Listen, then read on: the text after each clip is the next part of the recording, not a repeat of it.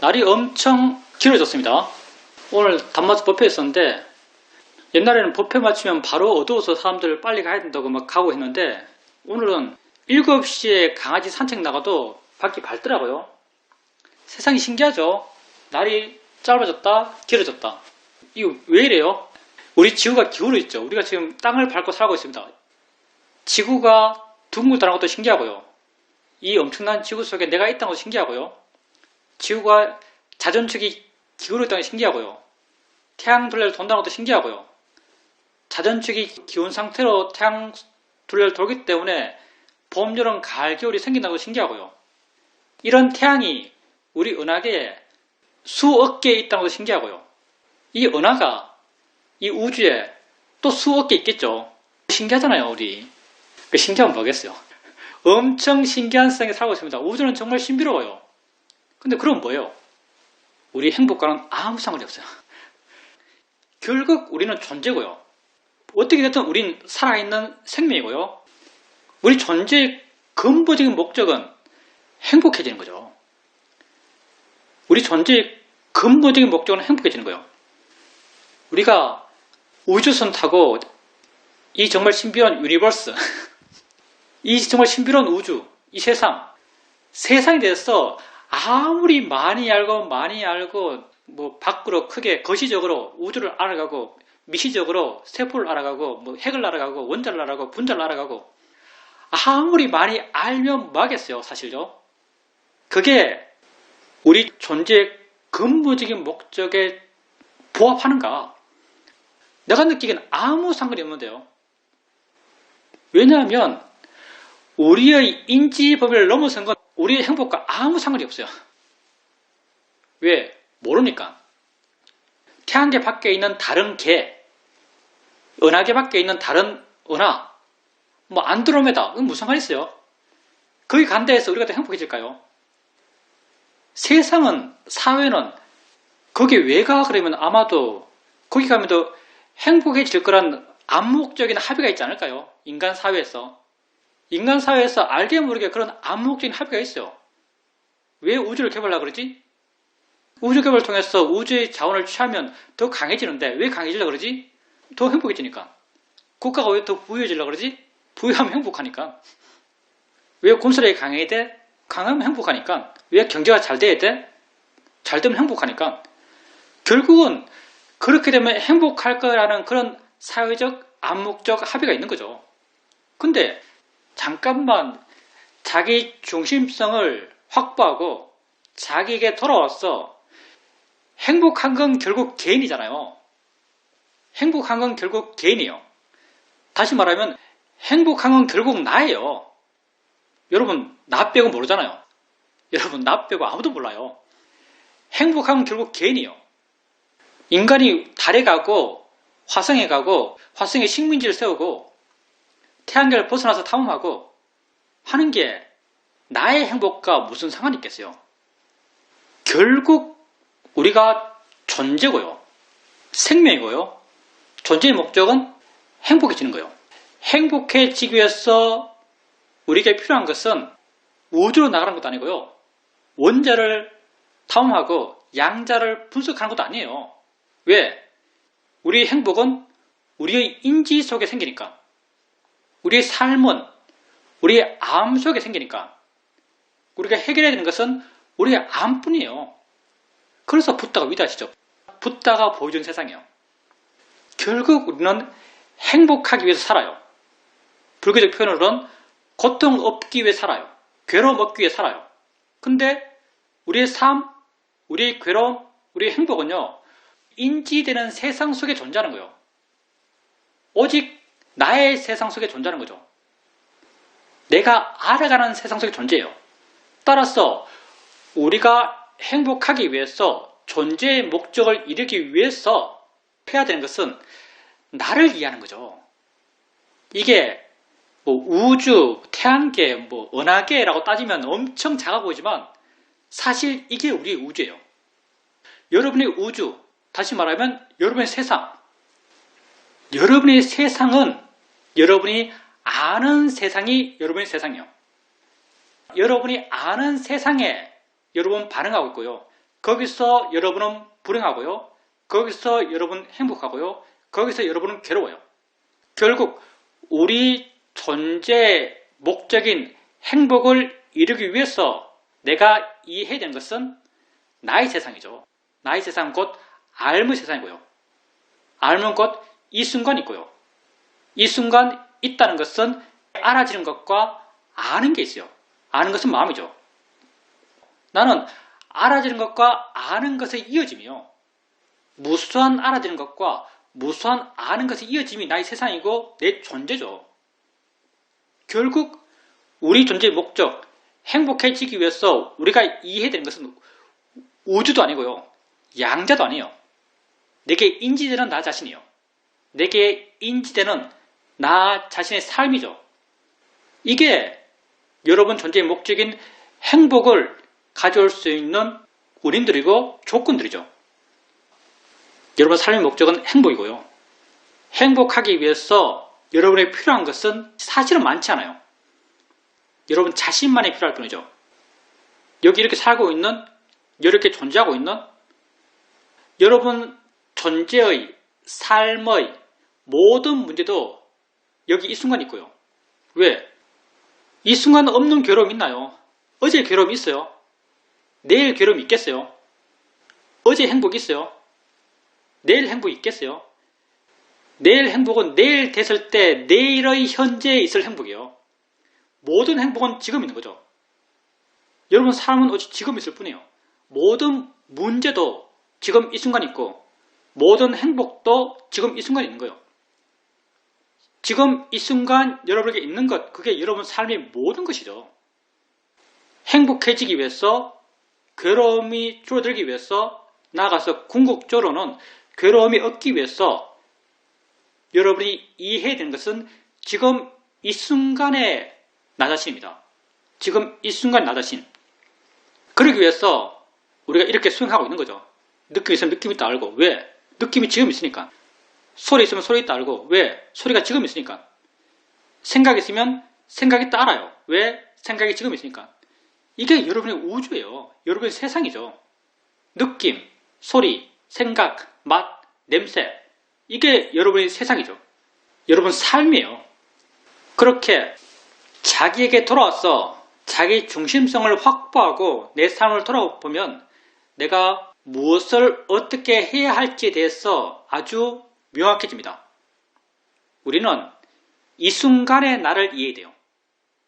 그래서 우리 수행이란 것은 이 순간의 나를 알아가고 이 순간의 나에 대해서 객관적이 되기 위해서 발언견을 일으키고 발언견을 통해서 이 순간의 나에 대해서 마음이 불러나서 객관적으로 관찰할 수 있을 때 그 관찰이 이어져 나가다 보면 자연스럽게 마음의 조건이 되어가고 그 좋아진 마음의 조건 속에서 이 순간의 나, 이 순간의 나라는 것은 6가지 감각기관에서 일어남이죠.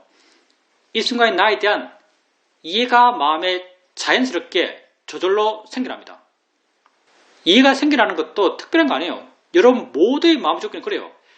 계속 객관적인 시각으로 여러분에게 일어나는 것을 계속 알아가다 보면 이해는 생길 수밖에 없습니다. 예를 든다면 여러분이 엉덩이 느낌을 객관적으로 보고 손의 느낌을 객관적으로 보고 눈에서의 느낌을 객관적으로 보고 머리의 느낌, 뺨의 느낌, 팔의 느낌, 입의 느낌을 계속 알아가요. 여러분 몸에는 수많은 느낌이 있고요. 수많은 느낌을 수없이 알아가요. 그렇게 계속 알아가다 보면 점점 이런 손이다, 어깨다, 머리다, 눈이다, 입이다 이런 느낌의 개별성이 좀 약해지고 느낌의 일반성, 느낀다가 두드러져요. 다 느끼는 거래라고 이해해요. 이게 통찰지죠. 공통된 성질, 이걸 불교에서는 법이라고 그래요. 실제 있는 것. 객관적인 시각을 다르게 말하면 발음전해를 갖고라고 말했대요. 발음전해가 객관성을 갖고니까 발음전해를 가진 그런 수행하는 마음으로 여러분에게 있는 것을 지속적으로 알아가다 보면요. 이런 이해가 생길 수밖에 없어요. 다 느끼는 거네라고 이해해요. 다 느낌이네라고 하는 이 이해, 이걸 우리는 통찰자로 부르는 거죠. 이걸 법을 이해했단 말이에요. 소리도 마찬가지죠. 새 소리, 바람 소리, 장터 소리, 사람 소리, 욕하는 소리, 소리 알아가 봐요. 새, 바람, 자동차 이런 소리의 개별성으로 좀 약해져 가요. 다 소리네 라고 이해해요. 다 들리는 거네 라고 이해해요. 이런 이해, 이걸 소리에 대한 통찰지라고 부르는 거죠. 이런 통찰의 지혜는 우리가 화냈고 욕심내었던 소리의 개별성들, 새 소리라는 것, 바람 소리라는 것, 자동차 소리라는 것, 욕하는 소리라는 것, 칭찬하는 소리라는 것, 다 소리의 개별성이죠. 우리가 화내고 욕심내는 것은요, 다 그 개별성들이에요. 우린 그걸 관념이라고 그러죠. 우리가 화냈던, 욕심냈던 그런 소리의 개별성들을 점점 떠나고 소리의 일반성을 이해한다면, 들린다는 걸 이해한다면, 소리일 뿐이다라는 걸 이해한다면, 모든 게 그냥 소리네라고 통찰한다면 그 화냈고 욕심내었던 그러한 소리의 개별성으로부터 우리는 자유하죠. 고통받지 않게 돼요. 우리가 고통받았던 대상으로부터 자유하죠. 느낌도 마찬가지죠.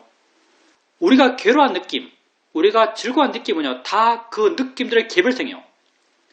모든 게 느낌이네, 느낄 뿐이네라고 통찰한다면 우리가 괴로웠던 그런 느낌의 개별성으로부터 우리는 자유하죠.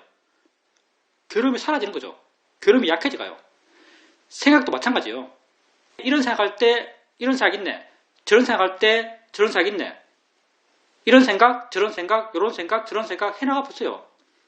나중에는 다 그냥 생각이라고 통찰해요. 내가 생각에 대해서 괴로울 때 왜 괴로워요? 생각의 내용 때문에 괴로워요. 생각의 개별성 때문에 괴로워요. 근데 결국 모든 생각은 단지 생각이구나. 이 생각이나 저 생각이나 그냥 생각이라고 통찰해요. 이런 통찰의 지혜는, 그 일반성에 대한 지혜는, 그 법에 대한 이해는 그런 개별성으로부터 우리의 마음을 물러나게 하고 가볍게 해요. 괴롭지 않게 하죠. 괴로움의 원인이 사라져요. 지혜가 나의 괴로움의 원인이었던 그런 생각의 개별성으로부터 우리를 자유롭게 하죠. 여러분 삶의 목적은 행복입니다. 여러분 삶의 목적은 행복이에요. 모든 것은 행복을 위한 방편들이에요. 방편 자체가 목적이 아닙니다. 여러분 삶의 목적, 존재의 목적은 행복이에요. 불교적 표현으로 괴로움의 줄어듦이에요. 행복은 지금 이 순간에 있는 거예요. 행복하기 위해서 여러분이 해야 되는 것은 지금 이 순간의 자신을 이해하는 겁니다. 왜? 괴로움 또한 이 순간에 있으니까. 괴로움 또한 이 순간 내 알에 있기 때문에 괴로움이 줄어들고 행복함이 커져가기 위해서 여러분이 해야 되는 것, 이 순간 자기를 이해하는 겁니다. 우주를 알아도 소용없고요. 양자를 이해해도 소용없어요. 여러분이 아는 세상을 이해하십시오. 지금 이 순간 있는 여러분이 아는 세상을 이해하세요. 말로 하면 내가 아는 세상을 이해한다는 게 거창해 보일 수 있겠지만 실체는 아주 소박합니다. 느낌 있으면 느낌 있다 알고, 소리 있으면 소리 있다 알고, 보면 본다고 알고, 생각 있으면 생각이 따라가는 것, 그게 여러분의 현재 모습이죠. 왜?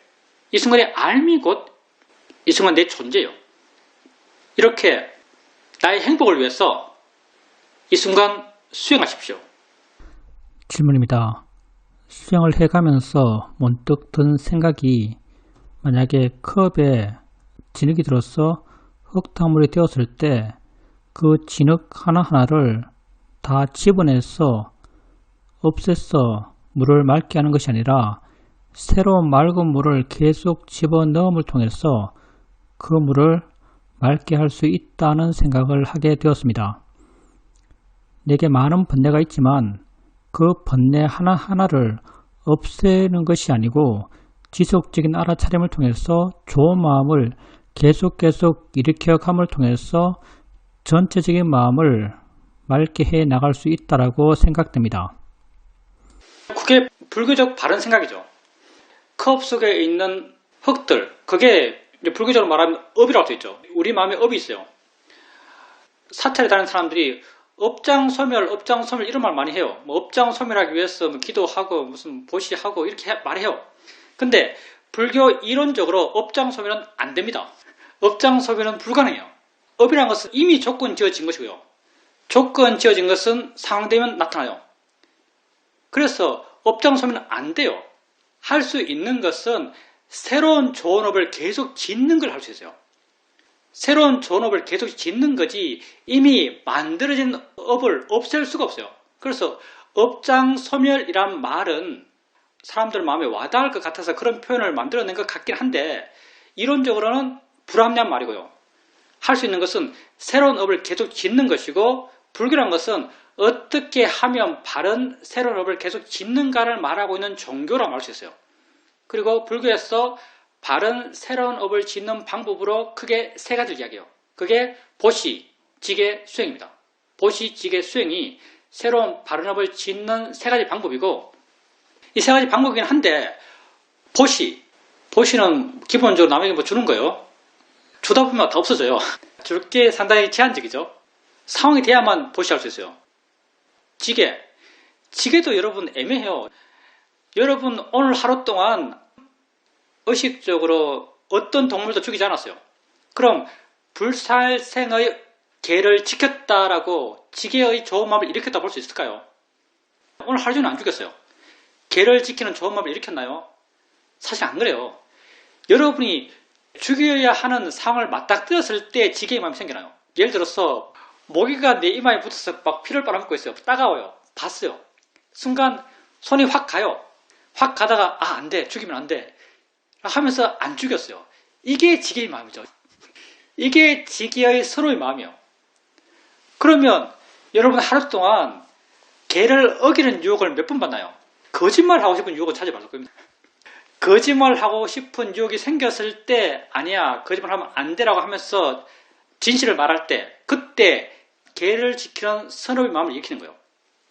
근데 생각해보면 지게의 마음, 개를 지키는 좋은 마음을 일으키는 경우도 하루에 그렇게 많지 않을 겁니다.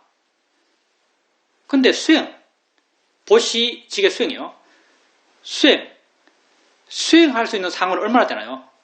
수행할 수 있는 시간은요, 여러분에게 없을 때가 없습니다. 잠잘 때 빼고 항상 할 수 있어요. 그러니 좋은 업을 짓는 데 있어서 가장 쉬운 방법은 사실은 수행하는 겁니다. 수행이 제일 쉬워요. 그렇게 흙탕물에 맑은 물을 계속 붓는데 맑은 물을 계속 붓는 방법 가운데 제일 쉬운 방법이 사실은 수행하는 겁니다. 언제나 할 수 있고 뭣도 필요 없고 남아 있으면 되고 상황도 필요 없어요. 모든 상황이 모든 내 삶의 경험이 수행할 수 있는 경험이죠. 그러니까 그렇게 좋은 업을 닦기 위해서 여러분이 해야 될 것은 기본적으로는 수행이다라고 말할 수 있습니다. 그게 제일 쉬우니까. 그러니 수행자님도 수행으로 선업을 닦으려고 하십시오. 근데 조금 거기 찬물을 들어본다면 업이라는 것은 랜덤이요. 업의 발현은 랜덤이요. 여러분이 이 생에서 아무리 열심히 수행하더라도 다음 생에 선처에 태어날 수 있다는 보장은 없어요. 사실은. 여러분이 다음 생에 선처에 태어날 수 있다는 보장은 없어요. 업 가운데 가장 강력한 업. 이걸 이 생에 지으면은 무조건 다음 생에 영향을 주는 업이 있어요. 나쁜 쪽으로는 뭐냐면요. 그게 넘버원이 엄마 죽이는 것, 살못죄, 아버지 죽이는 것. 인간적 칠매감이 있어서 어머니가 더 센 것 같아요. 이 생에서 어머니를 죽인 죄를 지으면 이건 뭐 구원이 안 돼요. 다음 생에 무조건 지옥. 이 생에 아버지를 죽인 업을 지으면 다음 생에 무조건 지옥. 왜냐하면 아주 강력한 마음으로만 이걸 할 수 있기 때문에. 강력한 악의로만 가능한 행위이기 때문에. 그리고 아란 죽이는 것. 아란 죽이는 것도 다음 생에 바로 지옥이에요. 왜냐하면 내가 그 사람이 아란인 줄 알고 죽이는 거죠. 아마도 아란인지 모르면은 상관없을 거예요. 왜냐하면 사람 죽이는 것은 다음 생에 바로 지옥 아니거든요. 내가 만약 아라한지 모른다면은 그냥 사람 죽이는 업을 지었을 거예요. 근데 아라한인 줄 안다고 생각해봅시다. 아라한인 줄 안다면은, 아라한이 뭔지 이해한다면 그 사람은 100% 순수한 사람이에요. 내가 그 사람이 100% 순수하다고 알아요. 그 사람에게 어떠한 악의도 없다는 걸 알아요. 근데 내가 화가 나서 죽이는 마음 화니까 화가 나서 그를 죽여요. 그러니 이것 또한 아주 강력한 악의로만 가능한 거죠. 아라한 죽이는 것. 그리고 붓다 몸에 피나게 하는 것. 그리고 상가를 분열하는 것. 이런 죄를 지으면 바로 지옥이죠. 그리고 좋은 쪽으로는 덕과를 얻는 것. 그럼 바로 선처고요. 선정력을 얻어서 죽을 때 선정력이 있는 것. 이것도 바로 선처고요. 이건 굉장히 어려운 카트라인이고요. 근데 이 이야기를 하려고 그랬어요. 우리에게 가장 쉬운 카트라인이 있습니다. 우리에게 아주 쉬운 카트라인. 뭐냐면 붓다에 대한 신심이 분명하면, 그러니까 죽을 때 붓다에 대한 신심이 있는 사람, 법에 대해 신심이 있는 사람, 승가에 대한 신심이 있는 사람, 그리고 원인 결과에 대한 지혜가 있는 사람, 이런 사람들은 다음 생에 무조건 선처라고 이론이 말하고 있어요. 그럼 원인 결과에는 모르겠어요. 원인 결과에 대한 지혜 좀 애매하죠. 수준이 좀 되는 것 같아요.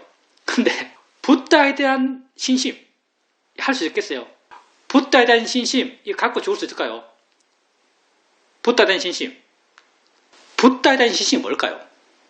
아까 우리가 나무 따서 박았다 알았다 삼부다 셌어요. 그거 붓다에 귀의합니다. 이거 한 거예요. 붓다에게 귀의합니다. 위 없는 깨달음을 깨달으신 붓다에 귀의합니다. 우리가 나무 따서 했어요. 붓다에 대한 신심이 뭘까요? 바른 붓다에 대한 신심. 붓다, 인간 붓다를 믿는 것, 이게 붓다의 신심일까요? 2500년 전에 살았던 인간 붓다를 믿는 것, 이게 무슨 붓다의 신심일까요? 붓다는, 이건 내 말이 아니고 붓다 당신이 말한 거예요. 붓다는 죽었어요. 인간 붓다는 죽었어요.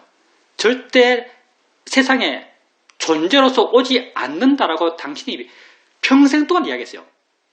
존재로서 오지 않는다고 당신이 평생 동안 이야기했습니다. 다시 말하면 인간 붓다는 우리에게 아무런 영향을 못 끼쳐요. 그러면 붓다를 믿는다는 게 뭘까요? 그러면 법을 믿는다는 게 뭘까요? 자, 법을 믿는다는 게 뭐겠어요? 법이라는 게 뭐예요? 법이란 건, 가르치면서의 법이란 것은 바르게 행복해질 수 있는 방법이라고 할 수 있어요. 바르게 행복해질 수 있는 방법. 여러분이 수행하고 있는 것 왜 해요? 바르게 행복해지기 위해서 하는 거예요. 여러분이 이 수행을 통해서 자기를 이해가요. 자기를 이해함을 통해서 옛날에 자기가 화냈던 것, 욕심내었던 것으로부터 화 안 내고 욕심 안 내고 이렇게 자유로워져 가는 자기를 봐요. 그걸 통해서 여러분은 아, 내가 참 바르구나, 내가 참 바르게 하는구나 라고 알아요. 그리고 지금 바른 실천을 하고 있는 자기를 보면서 여러분은 기뻐요. 이게 법에 대한 신심이죠. 여러분이 지금 하고 있는 것은 확신이에요. 여러분이 바르게 행복해지기 위해서 실천하고 있는 것은 믿음이요. 여러분이 지금 수행하고 있으면서 수행하는 자기를 보면서 마음이 굳건해요. 옳은 방향으로 자기가 향하고 있다는 걸 스스로 알아요. 이게 법에 대한 신심이죠. 사실은 불법성 삼부에 대한 신심은요, 다 똑같아요. 다 하나예요. 붓다는 어떤 존재일까요? 어떤 존재로서 우리의 믿음이 되살까요? 여러분이 이 수행을 하면서 조금씩 화가 약해져가고 욕심이 약해져가고 대상으로부터 조금씩 더 자유로워져가고 이런 자기 변화를 알아가면서 여러분은 어느 정도 짐작이 돼요. 이 길을 완성한 상태, 이 길을 완성한 자에 대한 어떤 약간의 암들이 생겨나요.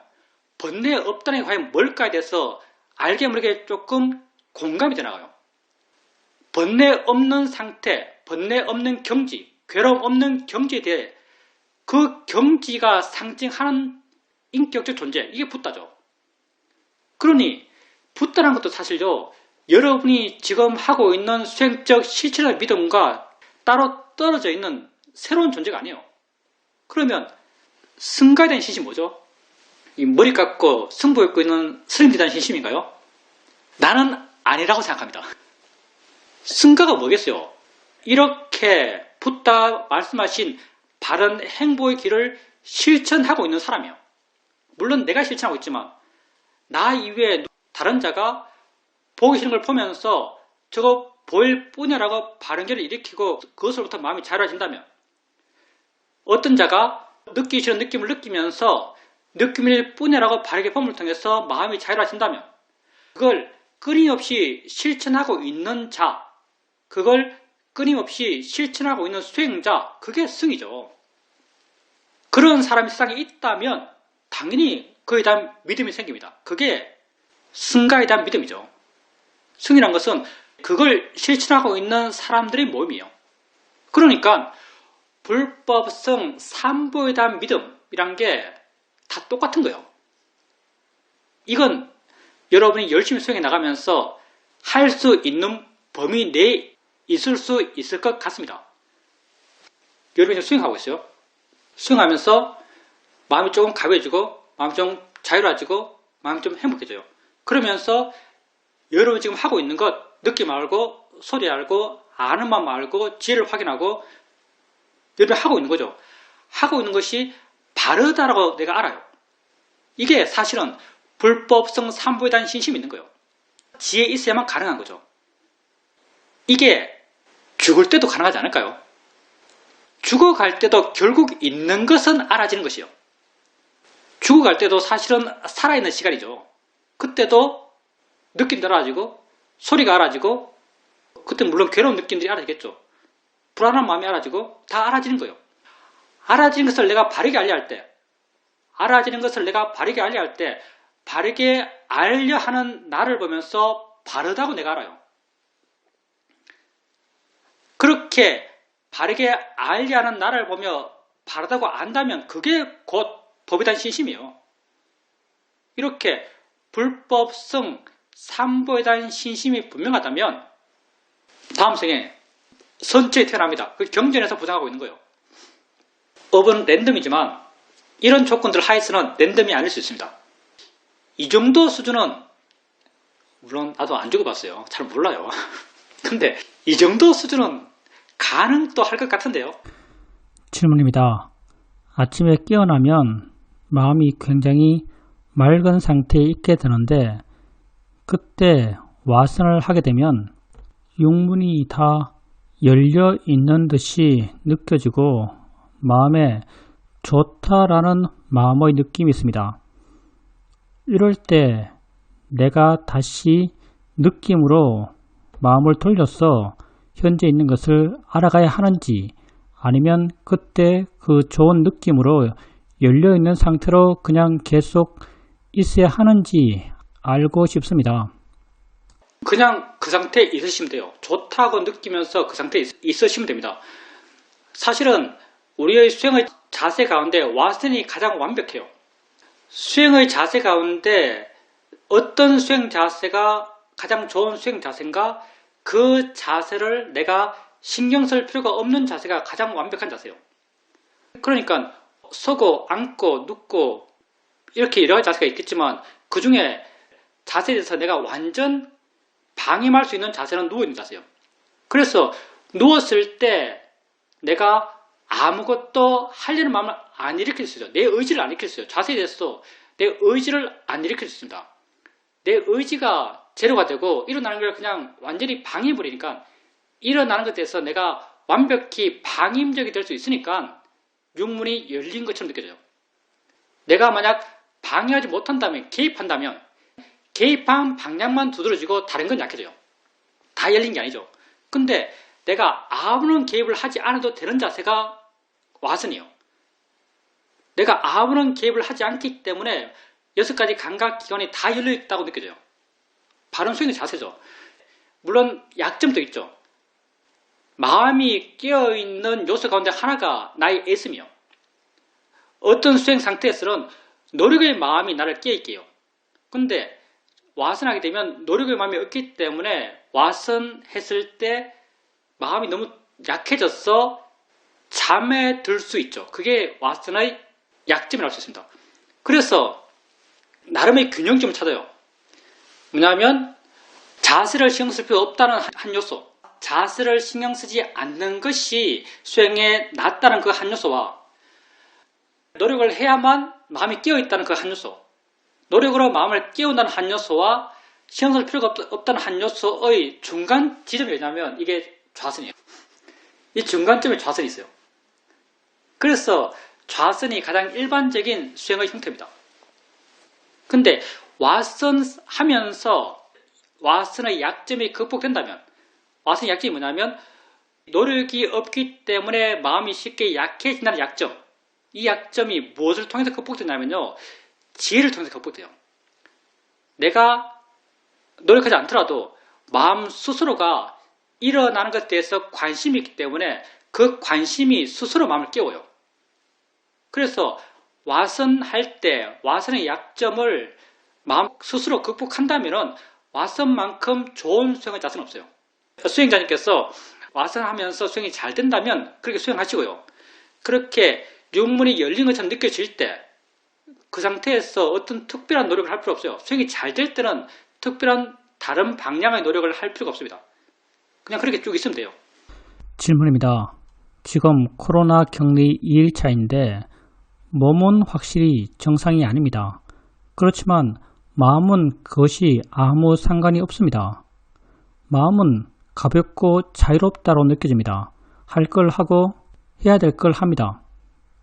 여러 가지 이유가 있겠지만 우리가 어떤 것에 대해서 마음이 반응할 때 그 반응의 크기는 그것에 부여한 나의 가치에 비례해요. 내가 가치를 강하게 부여하면 부여할수록 마음의 반응이 커요. 만약에 수행자님께서 코로나가 맨 처음 발발했을 때 우리 사회에서 코로나는 거의 흑사병 수준의 취급을 받았어요. 맨 처음 발병했을 때 코로나가 만약 걸렸다면 그때 마음이 어땠을까 한번 생각해보고요. 지금 수행자님이 코로나에 대해서 어떤 가치를 부여하고 있는가? 요즘 코로나를 별로 가치 부여 안 할걸요. 있으면 낫는다. 특별한 대처도 필요 없고 뭐 병원도 안 가죠. 옛날에는 무슨 격리병원 가서 칸막이 된 그렇게 중환자 취급받았잖아요. 근데 지금은 아주 가벼워요. 그러니 수행자님의 마음이 코로나 상태와 코로나 걸렸을 때 진행되어 나갈 미래에 대해서 사실 가벼워요. 사실 이렇게 가치부가 약해졌기 때문에 수행자님 마음이 그렇게 가벼울 수 있습니다. 근데 과연 이건 약간 생각으로만 접근해 나가는 거지만 내가 코로나 걸려서 엄청 중병이 될 수 있고 사태가 심각해질 수 있는 그런 걱정을 하고 있다면 과연 내 마음이 자유로울 수 있을까? 수행자님의 상황에서 배울 게 있다면 이걸 배울 거라고 생각해요. 수행자님이 코로나 상태에 대해서 마음이 가볍기 때문에 마음이 좋은 거예요. 화가 적게 나는 것이고요. 화가 적기 때문에 화의 내용을 계속 만들어가는 게 별로 없어요. 그러니까 마음이 가볍고 수행할 수 있고 인터뷰할 수 있고 좋은 마음이 계속 일어나요. 그러니 우리가 만약 어떤 상황이 돼서 괴롭다면, 마음이 아주 괴롭다면 내가 괴롭다고 생각하는 그 상황이 돼서 내가 어떤 가치를 부여하고 있는지 한번 볼 필요가 있어요. 내가 가치를 많이 부여했기 때문에 내가 괴로운 거예요. 우리가 수행을 통해서 괴로움을 줄여요. 결국 우리가 수행을 통해서 바꾸려고 하는 것은 마음을 바꾸려고 하는 것이고요. 그러면 바뀌어진 마음이 어떤 변화의 내용을 갖고 있는가? 대상이 돼서 가치 부여가 줄어드는 마음이에요. 자연의 이치야 그러면 마음이 가벼워져요. 왜 마음이 가벼워지는가? 대상이 돼서 가치 부여가 약해졌기 때문에 가벼워지는 거예요. 대상이야 그러면 마음이 물러나요. 왜 마음이 물러나는가? 대상이 돼서 가치 부여가 약해졌기 때문에 물러나는 거예요. 그러니까 가치 부여가 작아지면 마음은 행복해집니다. 괴로움은 줄어들어요. 만약 괴롭다면 그건 내가 괴로움의 내용이 돼서 내가 괴로워하는 내용이 돼서 큰 가치를 부여했기 때문이에요. 그래서 지금 수행자님이 코로나에 대해서 별로 큰 가치를 부여하지 않기 때문에 마음이 그렇게 가벼울 수 있습니다. 앞으로도 삶의 내용에 대해서 너무 큰 가치를 부여하지 마세요. 질문입니다. 생각이 일어났고 그 생각으로 인해서 마음의 느낌이 안 좋아졌는데 그걸 알아차림하지 못하고 그냥 넘어갔습니다. 다음에 또 그 생각이 다시 일어났고 마음의 느낌은 더 안 좋아졌고 또 알지 못하고 넘어갔습니다. 그리고 또 그 생각이 일어났을 때 그때서야 그 생각이 일어났다는 걸 알았고 그 생각에 대해서 생각이지 마음이야 라고 바르게 보려 했고 그렇게 바르게 봄을 통해서 그것이 이해되었고 생각하고자 하는 마음의 힘이 아주 약해져서 생각이 더 이상 일어나지 않았습니다. 그리고 나중에 다시 생각해 보니까 내가 왜 그 생각을 잘 알아차림하지 못했을까라고 궁금해했고 스님께서 금방 말씀하셨듯이 그 생각의 내용에 내가 아주 강한 의미를 부여했기 때문에 그 생각에 대해서 내가 잘 알아차림하지 못했다는 걸 알 수 있었습니다. 수행을 해가면서 내가 알아차림하지 못하고 거기에 빠져서 마음이 괴로울 때도 있지만 그런 과정 속에서 내가 그걸 알게 되고 바르게 알게 되고 바르게 알을 통해서 그것으로부터 어떤 이해가 생겼을 때 뭔가 새로운 세상이 내게 펼쳐지는 것처럼 느낄 때가 있습니다. 한 번은 좌선을 하고 있는데 어떤 생각이 일어났습니다. 생각의 내용을 따라서 어떤 영상이 나타났는데 아이가 울고 있는 그런 영상이었습니다. 그 영상을 알고 순간 든 생각이 이거 오온의 일어남이지 오온이야 라고 알았습니다. 그렇게 알고 나니까 그 영상에 대해서 의미 부여했던 그런 마음이 순간 아주 약해졌습니다. 그러고 나서 생각되었던 것이 내가 이걸 오온이라고 알지 못했다면 내가 경전을 공부하지 않았다면 스님들의 법문을 듣고 이해하지 못했다면 내가 그 생각의 내용에 빠져서 그 생각의 내용이 흐르는 대로 마음을 일으키면서 그렇게 괴로워했겠구나라는 생각을 하게 되었습니다. 그래서 이론적으로 아는 것, 사유적으로 아는 것 이런 것들도 수행을 통해서 아는 것에 아주 큰 영향을 준다라고 알았고 이렇게 불교를 만나고 공부하고 법문을 듣고 한 것에 대해서 아주 다행스럽게 생각합니다. 아까 수행자님 말씀하셨듯이 우리 마음이 반응하는 것은 가치 부여 때문에 반응해요. 근데 생각에 대해서 사실은 우리가 하는 생각들 거의 대부분을 우리는 모르고요. 생각을 안 할 때가 거의 없어요. 우리가 뭘 보면서 저게 뭐다, 저게 의자다, 저게 벽이다, 저 색깔이 하얗지 내가 그게 그러하다고 아는 순간 이미 마음은 그게 그러하다고 생각했어요. 그러니 생각이 없을 때가 거의 없고요. 우리는 생각을 거의 몰라요. 그러니 생각을 모르는 것에 대해서 실망할 필요가 없고요. 생각이 가끔 알아진다면 알아지는 것에 대해서 기뻐할 일이에요. 알아진다면 마음이 끼어있고 날카롭고 힘이 있고 지혜가 있는 거예요. 그러니 생각을 모르는 것에 대해서 생각할 필요 없어요. 생각이 알아진 것에 대해서 기뻐하면 되는 것이고요. 대부분 생각을 모르지만 그 생각의 영향을 받아요. 그래서 안 좋은 생각을 하면 안 좋은 마음의 느낌이 생겨나요. 우리가 느낌을 계속 알아가니까요. 우리는 많이 알아가면 알아갈수록 그것에 대해서 예민해져요. 대표적으로 지혜를 알 수 있는데 지혜가 맨 처음에는 지혜가 좀 강하게 났을 때 지혜 있다고 알았어요. 그리고 작은 지혜들은 있어도 몰라요. 근데 지혜를 계속 알아가고 지혜에 대해서 익숙해지고 지혜에 대해서 예민해지고 계속 알아가니까 예민해져요. 그렇게 해나가다 보면 어느 순간부터는 작은 지혜, 약간의 지혜의 느낌이 있더라도 지혜 있다고 알아요. 예민해지거든요. 우리가 마음의 느낌에 대해서 많이 반화가요. 그래서 마음의 느낌에서 많이 보기 때문에 수행자님도 마음의 느낌에 대해서 많이 예민해졌을 겁니다. 그래서 마음이 불편해지면 불편한 마음의 느낌이 생기면 불편한 마음의 느낌을 쉽게 알아요. 그리고 불편한 마음의 느낌을 알게 되면요. 그 원인도 아는 순간 마음이란 게 워낙 양자 컴퓨터처럼 빠르니까 그 순간에 지나서 아는 것이 아니고 그 순간 어떤 사람을 보면서 어떤 상황에 부딪혀서 불편한 마음의 느낌이 생겼어. 불편한 마음의 느낌을 아는 순간 왜 이 느낌이 생겼다고 대부분 알아져요. 어떤 경험 속에서 생겼으면. 대부분 왜 불편한 느낌이 생긴지 알아요. 그러면 그 불편한 느낌의 원인이 되는 것에 대해서 내가 바른 마음을 가질 수 있습니다. 바른 생각을 해줄 수 있어요. 가치가 줄어드는 방향으로 바른 생각을 해줄 수 있습니다. 그러니 우리가 생각을 아는 것은 좀 힘든 일이고요. 사실은요. 물론 마음이 굉장히 날카로울 때는 생각을 쉽게 알아요. 그렇지만 우리의 수행 상태가 항상 그렇게 날카로운 상태에서만 하는 게 아니기 때문에 생각을 아는 것은 많은 경우 쉽지 않은 경우가 많고요. 근데 느낌을 아는 것은 상대적으로 굉장히 쉽습니다. 느낌을 아는 건 굉장히 쉬워요. 그래서 느낌이 주로 화의 느낌인데 욕심의 느낌은 사실 잘 모르겠죠. 욕심 느낌은 나중 일이고요. 화의 느낌은 쉽게 알아요. 왜냐하면 우리의 기분이 방향과 반대로 움직이기 때문에, 불편한 방향으로 움직이기 때문에, 즐거운 방향이 아닌 괴로운 방향으로 움직이기 때문에 화의 느낌은 쉽게 알아요. 그렇게 화의 느낌이 알아질 때 화의 느낌의 원인을 깨어있다면 쉽게 발견할 수 있고요. 그 원인이 발견된다면 그 원인에 대해서 바른 생각을 해주는 것, 그게 수행적으로 필요하고요.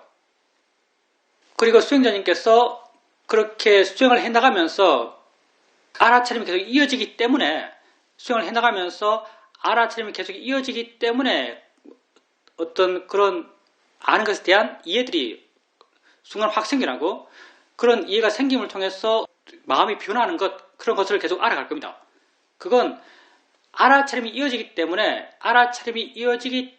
자연스럽게 마음이 수행자님도 모르게 변해가는 것이고, 그런 마음의 변화 속에서 그런 이해들이 자연스럽게 생겨나는 것이고, 그 변화가 수행자님에게 환함으로, 밝아짐으로, 알므로써, 지혜로서 그렇게 드러나는 거죠.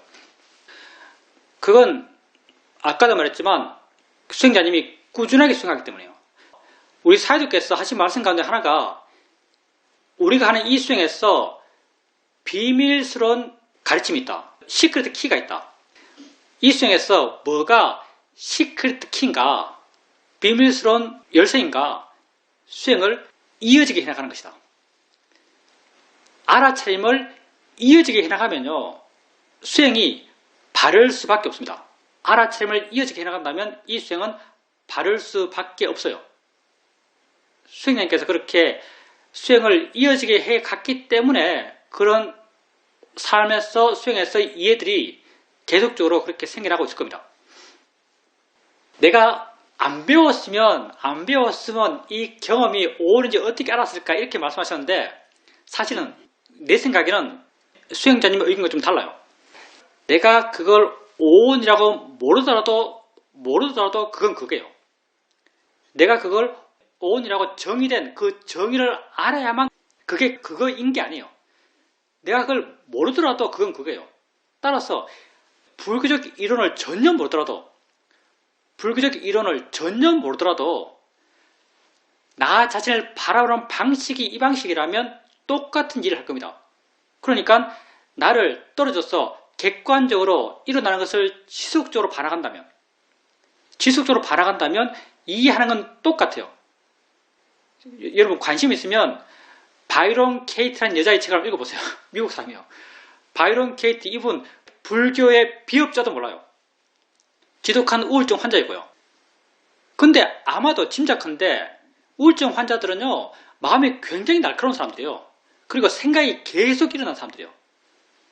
그 일어난 생각을, 보통의 우울증 환자들은 그 일어난 생각을 내 생각을 믿었을 거고, 그 생각에 빠졌을 거고, 빠져서 그 우울감을 계속 확장, 재생산하는 게 보통 사람들일 거예요.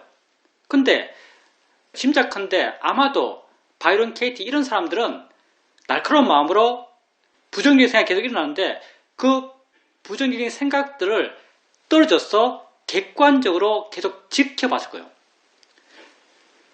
그렇게 지켜보는 가운데서 이게 그냥 생각이나라고 어느 순간 통찰했을 겁니다.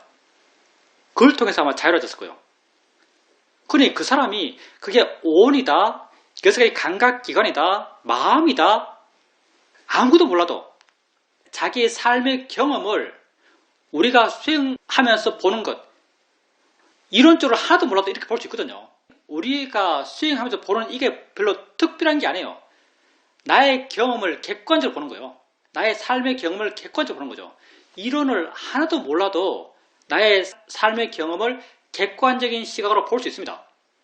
그렇게 봐나간다면 아는 것은 우리가 아는 것과 꼭 같죠. 그러니 그게 오온이다, 육힙이다, 6가지 감각기현이다, 아니면 설신이다, 이런 걸 전혀 모르더라도 나의 삶의 경험을 객관적인 시각으로 봐나간다면, 그리고 그 봐나가는 것을 계속 이어지게 해 나간다면 이해하는 것은 우리하고 꼭 같을 겁니다. 그래서 사실 나는 불교 이론에 아주 박식하면서 실천을 하지 않는 사람, 그 사람보다 MBSR 수행을 열심히 하는 사람이 난 훨씬 더 붓다가 바라는 당신의 제자상이라고 생각합니다. 이론하는 게 뭐 중요하겠어요?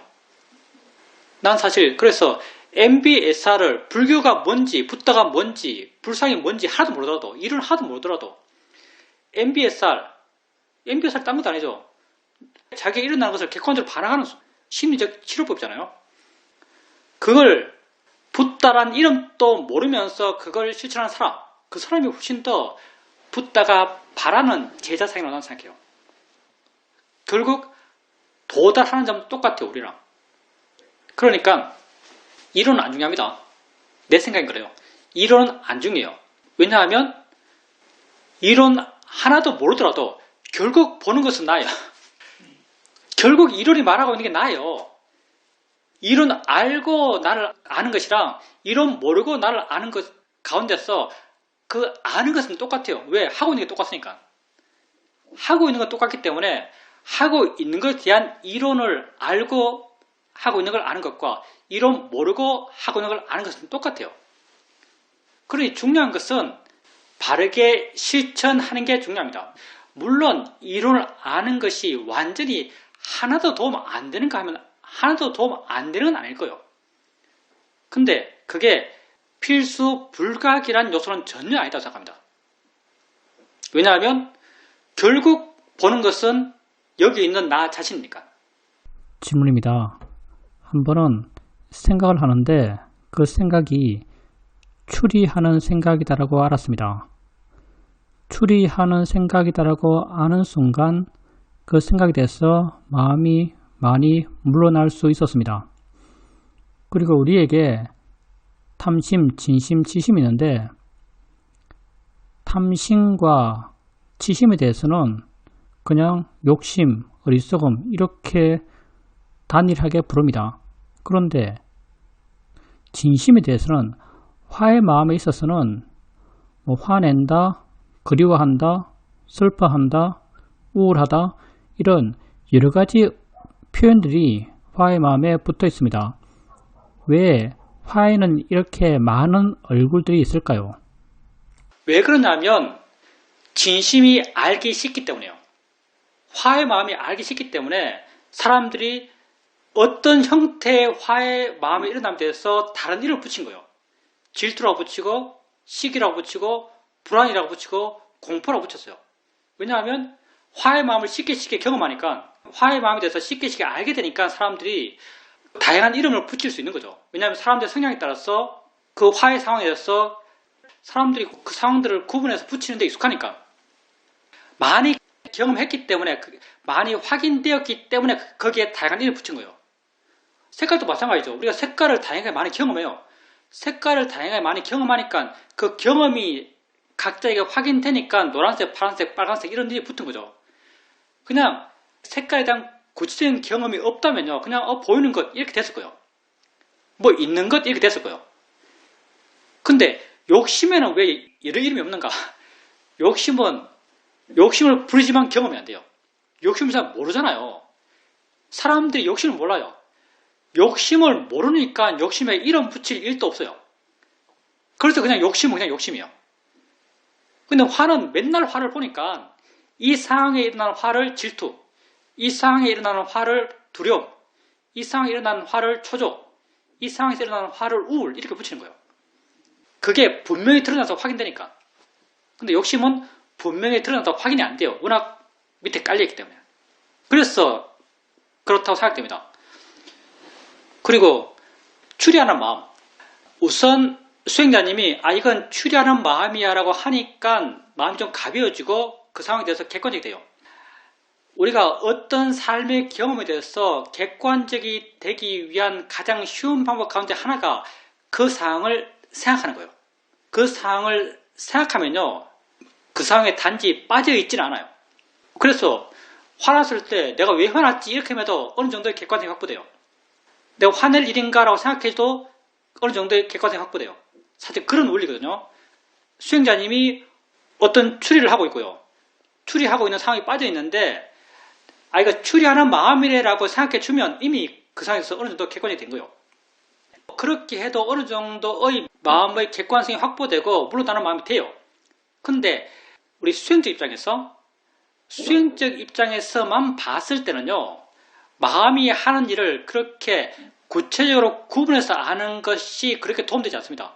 그건 그렇게 마음이 하는 일을 구분하는 것은 우리가 느낌할 때 이건 손의 느낌이야, 이건 엉덩이 느낌이야, 이건 차가운 느낌이야, 이건 뜨거운 느낌이야 라고 구분해서 아는 것과 똑같아요. 우리는 그걸 다 느낌이야 라고 알려 그래요. 왜? 구분된 건 관념이고 느낌이 실제니까. 마음도 마찬가지. 이거 추리하는 마음, 생각하는 마음, 다양한 마음의 작용이 있겠죠. 그 마음이 하고 있는 것을 각자 구분해서 아는 것, 사실 이거는 관념을 마음의 작용에 이름 붙인 거예요. 그래서 그냥 마음이 하느라고 이해하는 것, 이게 수행적으로 봐서는요, 훨씬 더 바람직해요. 실제 모습은 다 그냥 마음이 하는 거예요. 뭘 하든지 마음이 하는 거예요. 마음이 하는 것의 구체적인 묘사는 다 관념들이에요. 생각까지도요, 마음이 생각하나 있을 때 생각까지도 사실 관념적인 거예요. 그것도 마음이 하는 거예요. 그래서 추리하든 생각하든 화내든 그냥 마음이 하네라고 아세요. 그게 법의 방향으로 알아가는 겁니다.